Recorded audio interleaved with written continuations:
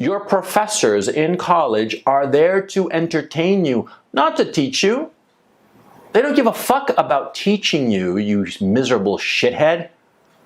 They want your money because they look at you as a customer. See, me, somebody like me, I could give a rat's ass if you like me or not. I mean, I'm going to be doing my videos anyway, right? And teaching you something that might be fucking worthwhile.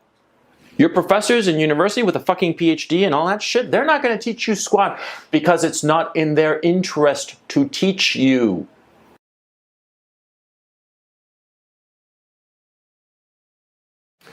What do I always tell you guys? I always tell you, qui bono, who benefits. You always want to be looking at the motivation of people and who is benefiting from any given situation in order to figure out what's going on. Okay? Now, lots of people are going to say, oh, it's like all a big conspiracy and the lizard people are involved. But no. Lots of times, what seems to be very complicated is actually very, very simple if you break it down by the motivation of the people involved. Now, I'm going to talk right now about the whole student loan mess. Now, the student loan mess, this is catastrophic, and I'll explain briefly why. It's not an issue that there's so much student debt. The problem is that, see, the student debt that young people, especially educated, smart young people, wind up saddled with, drags on them throughout their lives. See, if you graduate from college, you're a 22, 23-year-old kid, and you've got $50,000 worth of debt, it's going to take you a long time to pay off that debt. I mean, you're going to be paying interest on that debt for years, right? Now, it's going to take you a long time to pay off that debt, which means that you're going to postpone buying your first house. You're going to postpone getting married, postpone having children. Okay, this has societal impact. It changes the way the society is, okay? And so that's why the issue of student debt is such an important one, because it is warping the priorities of the society. People, young people, are deciding to postpone forming families from their 20s to their 30s. And what a lot of women are discovering is that once they hit their 30s, 35, around there, they discover that they no longer can get as easily pregnant as before. And point of fact, after 40, the odds of a woman getting pregnant are fairly slim, unless heroic medical procedures are undertaken. And even so, even in the case of these heroic measures, it's not a sure thing that women will get pregnant after the age 40. So this has a societal impact. But you have to ask yourself, why is it happening? Why is it, if it's such a big deal, why is nobody making a big fuss about it? Well, the answer is very simple, and it goes to cui bono, who benefits, the motivation of the people involved. You see, lots of people make a lot of money off of this thing. Lots of people make a lot of money off the scam that is the student loan business, because it is a scam. Make no mistake about it. It is a scam because what you are paying for, once you get into that debt and you pay that university, what you are receiving in exchange is not worth much, if anything at all, especially if you're getting a liberal arts degree. Especially if you're getting a degree like I did, for instance, in philosophy and history, which were my degrees, or social studies, or anthropology, or music, or any of the wonderful academic disciplines that, if studied right, are actually quite difficult, quite profound, and quite illuminating as to the human condition. But unfortunately, colleges today are not doing their job. And I'm getting ahead of myself, so let me go piece by piece. First of all, who is benefiting by students taking out loans to pay for college? Well, the banks, for one, and investors, for another. Because you see, one of the things about student debt is that a student who goes into debt to pay for his college, if he goes bankrupt later on in life, that student debt remains with him. It cannot be eliminated in bankruptcy. Every other debt, any other kind of debt, commercial debt or what have you, even medical bills, I believe medical bills, somebody will have to correct me on this one, can be discharged by way of bankruptcy, but not student debt. Student debt is not discharged by way of bankruptcy. It stays on your record. It is like, like concrete boots on a drowning man. See? So you go bankrupt, and at the end of the bankruptcy proceeding, you're left with absolutely nothing except that student debt. Yippee.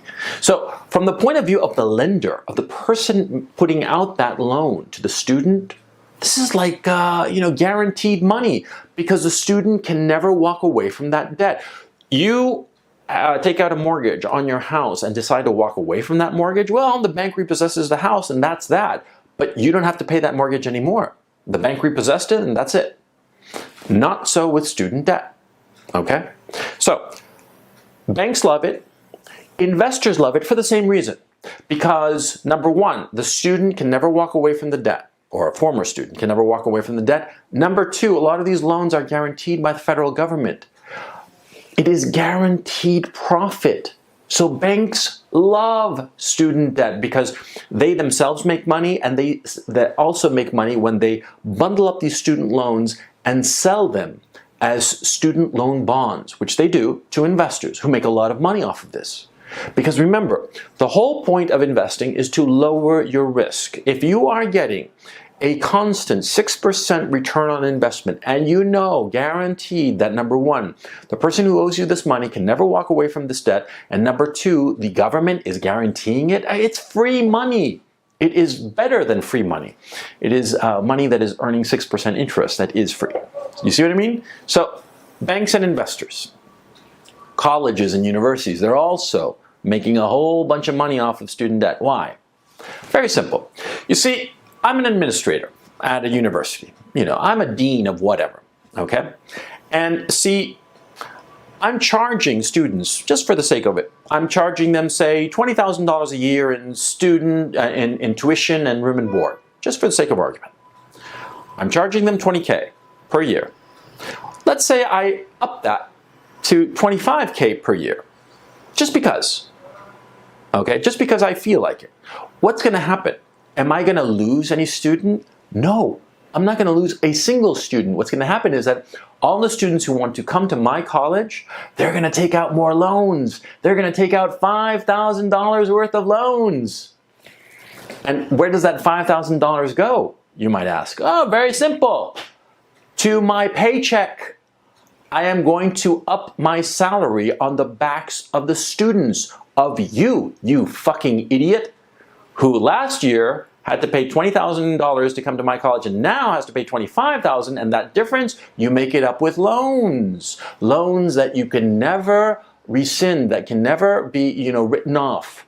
Loans that you're going to carry to the rest of your days, and it goes to pay my salary. This goes to all of the administrators in universities. Have you thought to yourself, why is it that all of these colleges and universities, they have these perfect campuses? I mean, they're so gorgeous. It's like a little paradise.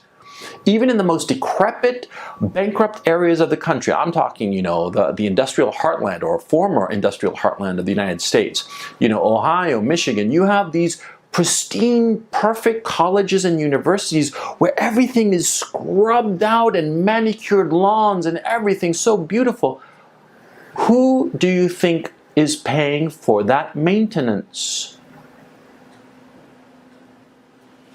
You figuring it out? Did you figure it out? Yes, you are paying it with your student loan. See?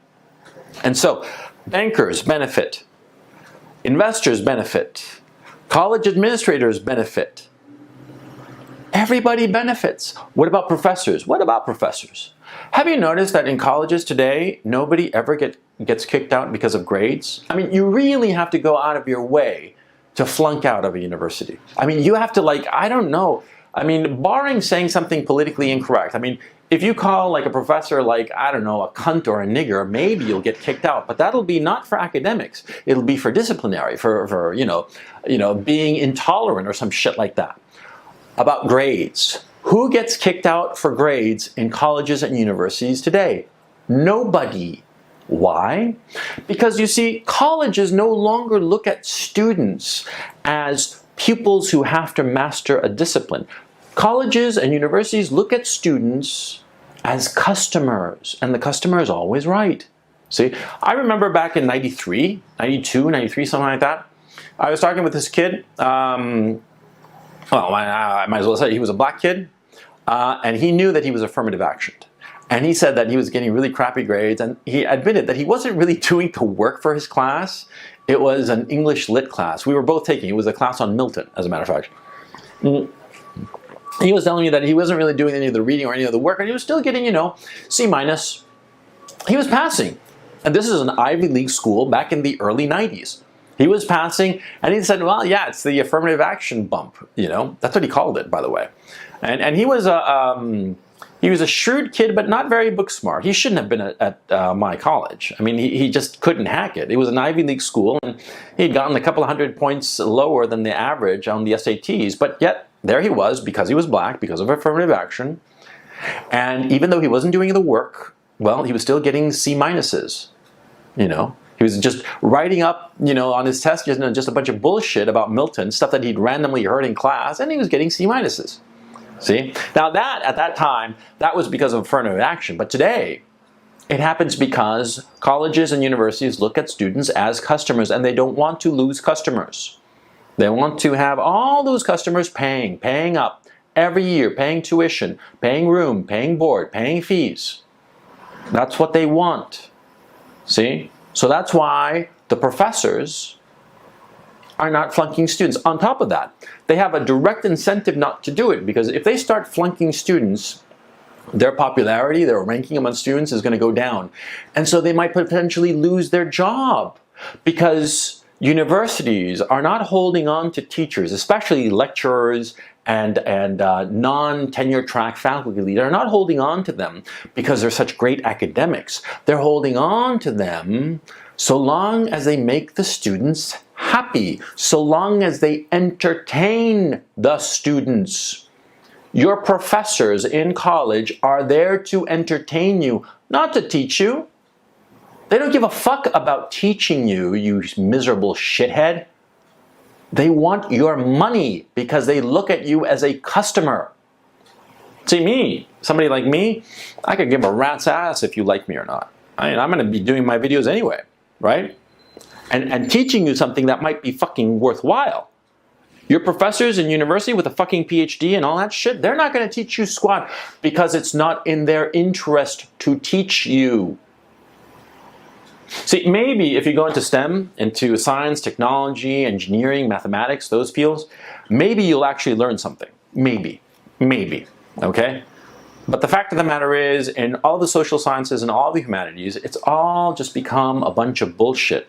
They are all there, all those professors and faculty and what have you, are there to milk the students so that the students can find themselves, which is just a bunch of bullshit. I can tell you where you are. I can help you find yourself. See where you're standing? Look down on the ground. That's where you're standing, you fucking idiot. You don't need to go to fucking college at 25, 30, 35, 40 grand a year to fucking find yourself. If you really want to find yourself, you know what you do? You put together a little backpack, travel to some faraway place that you've always wanted to go to, Europe, Asia, Africa, wherever, it doesn't matter. Find yourself a job there, say teaching English as a second language, and stay there for a couple of years.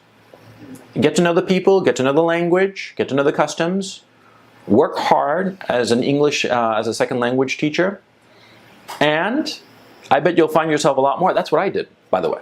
I spent, 3 years teaching English as a second language, and at the end of that, I had a lot of skills that were worthwhile. I could talk to an audience. I could order people around. I'd grown. I grew more than when I went to university, because I did go to university. I went to a 4-year college. And it was, well, I've talked about it before, it was a miserable experience, but apart from that, I didn't learn shit. Everything I learned at my prestigious Ivy League school, I could have learned on my own by just taking the syllabi and doing the reading. And that would have been that. That would have been more than enough. I didn't actually have to go. It was a waste of my time. If you're studying a liberal arts degree today, it is a waste of your time. If you are trying to find yourself today, it is a waste of your time. What you should be doing is going out and experiencing life, not going into debt. Because the debt is for other people to make money off of you. Because, see, this is the modern indentured servitude. This is how you become a slave in the modern economy. By going to college, taking out these loans to get an education you cannot afford and you do not need and which will not benefit you not one iota. And at the end of it, you get a worthless degree. And you will be owing money for the rest of your life for that degree.